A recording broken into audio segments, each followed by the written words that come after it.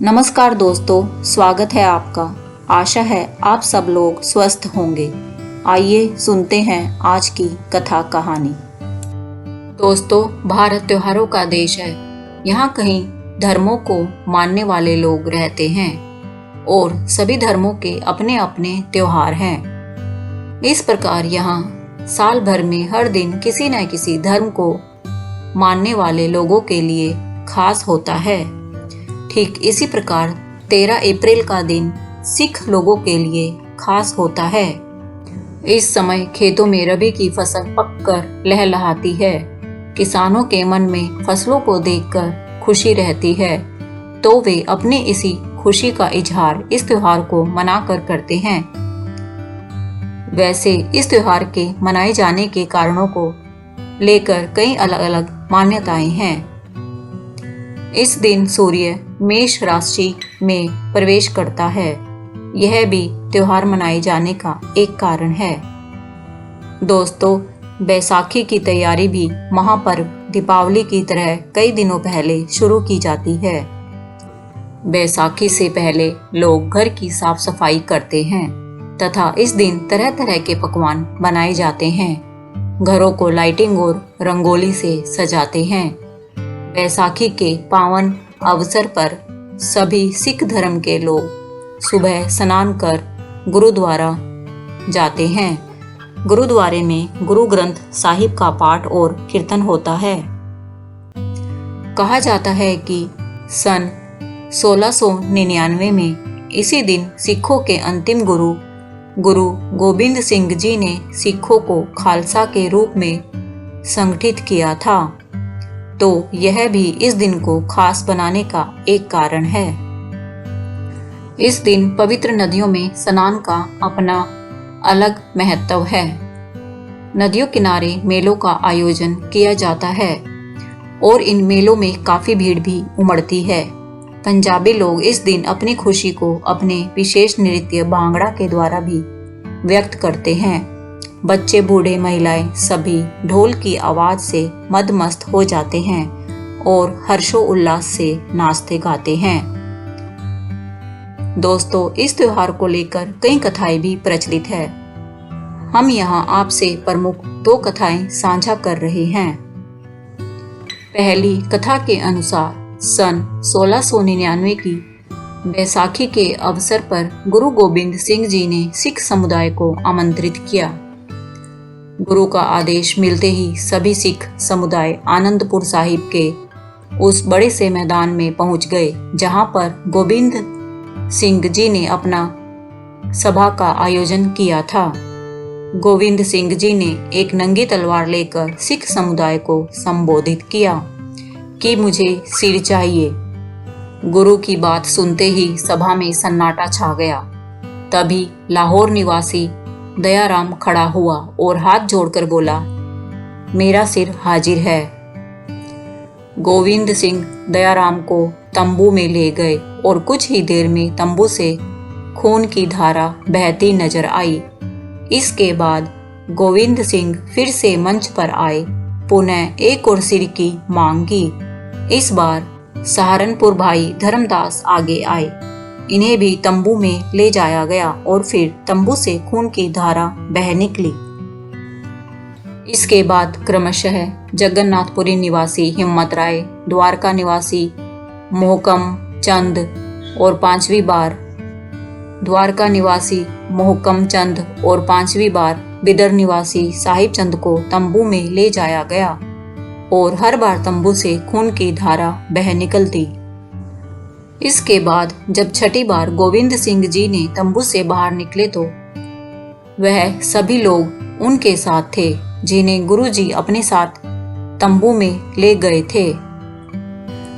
5 व्यक्तियों ने कहा कि गुरुजी तो हमारी परीक्षा ले रहे थे, उन्होंने हमें नहीं मारा।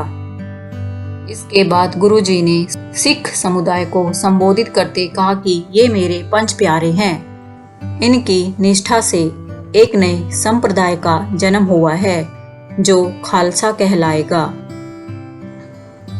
खालसा की स्थापना करने के बाद गुरु गोविंद सिंह जी ने बड़ा सा कड़ाहा मंगवाया। इसमें स्वच्छ जल भरा गया गोविंद सिंह जी की पत्नी माता सुंदरी ने इसमें बताशे डाले। पंच प्यारों ने कड़ाहे में दूध डाला और गुरुजी ने गुरुवाणी का पाठ करते हुए उसमें खंडा चलाया।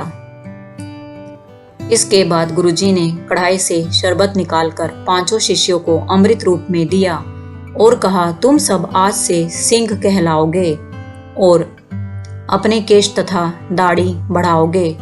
गुरुजी ने कहा कि केशों को संवारने के लिए तुम्हें एक कंघा रखना होगा, आत्मरक्षा के लिए एक कृपाण लेनी होगी, सैनिकों की तरह तुम्हें कच्छा धारण करना पड़ेगा और अपनी पहचान के लिए हाथों में कड़ा धारण करना होगा।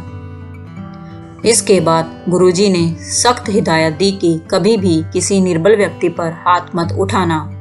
इसके बाद से सभी सिख खालसा पंथ के प्रतीक के रूप में केश, कंघा, कृपाण, कच्छा और कड़ा ये पांचों चिन्ह धारण करने लगे। नाम के साथ सिंह शब्द का प्रयोग किया जाने लगा। इस घटना के बाद से ही गुरु गोबिंद राय गुरु गोबिंद सिंह कहलाने लगे। दोस्तों, इस त्योहार से जुड़ी दूसरी कथा महाभारत के पांडवों के समय की है। बताया जाता है कि जब अपने वनवास के समय पांडव पंजाब के कटराज ताल पहुंचे तो उन्हें बड़ी जोरों की प्यास लगी। अपनी प्यास को बुझाने युधिष्ठिर को छोड़कर चारों भाई जिस सरोवर के पास पहुंचे, वहां के जल का पानी उन्होंने यक्ष के मना करने के बाद भी पी लिया। परिणाम स्वरूप उन चारों की मृत्यु हो गई। जब बहुत देर तक अपने भाइयों को वापस आता ना देखकर युधिष्ठिर को अपने भाइयों की चिंता होने लगी और वे उनकी तलाश में निकल पड़े। जब युधिष्ठिर भी उसी तालाब के पास पहुंचकर पानी पीने के लिए आगे हुए तो यक्ष पुनः आए और युधिष्ठिर से कहने लगे कि पहले मेरे प्रश्नों का उत्तर दो, फिर ही आप पानी पी सकते हैं। यक्ष प्रश्न करते गए और युधिष्ठिर उत्तर देते गए। यक्ष ने युधिष्ठिर से प्रसन्न होते हुए उसे उसके भाइयों की मृत होने की बात बताई और कहा कि आपके भाइयों में आप किसी एक को जीवित करवा सकते हैं। तब युधिष्ठिर ने अपने भाई सहदेव को पुनर्जीवित करने की प्रार्थना की। तो यक्ष ने आश्चर्य से पूछा कि अपने सगे भाइयों को छोड़कर आपने सौतेले भाई को जीवित करवाने की मांग क्यों की? तब युधिष्ठिर ने उत्तर में कहा कि माता कुंती के 2 पुत्र जीवित रहें, इससे अच्छा होगा कि माता माद्री का भी एक पुत्र जीवित रहे। युधिष्ठिर की बात से यक्ष बहुत प्रसन्न हुए और उन्होंने उनके चारों भाइयों को जीवन दान दे दिया। तब से ही इस दिन पवित्र नदी के किनारे विशाल मेला लगता है और जुलूस भी निकलता है। बैसाखी का पर्व किसानों का प्रमुख त्योहार होता है। किसान इस दिन अपनी अच्छी फसल के लिए भगवान को धन्यवाद देते हैं। वैसे तो यह त्योहार पूरे भारतवर्ष में मनाया जाता है, परंतु पंजाब और हरियाणा में इस त्योहार की धूम कुछ और ही रहती है। दोस्तों, धार्मिक दृष्टि के अलावा ऐतिहासिक रूप से भी बैसाखी का त्योहार महत्वपूर्ण है। बैसाखी पर्व को हर्षोल्लास से मनाने के लिए लगभग हर एक मोहल्ले शहर में मेले का आयोजन किया जाता है। इस पावन पर्व को लोग बहुत ही हंसी खुशी से मनाते हैं और एक दूसरे को गले लगाकर सारे पुराने गिले शिकवे भूल जाते हैं। दोस्तों, आशा है कि आपकी बैसाखी भी शुभ और मंगलमय हो। दोस्तों, कमेंट करके बताएं आपको आज की कहानी कैसी लगी। यदि यह धार्मिक कथा कहानी आपको बहुत अच्छी लगी है तो इसको लाइक करें। दोस्तों, अगर आपने अभी तक यह चैनल सब्सक्राइब नहीं किया है तो इसे सब्सक्राइब करके मेरी YouTube फैमिली का सदस्य बन जाएं। धन्यवाद। जय सिया राम। ओम नमः शिवाय।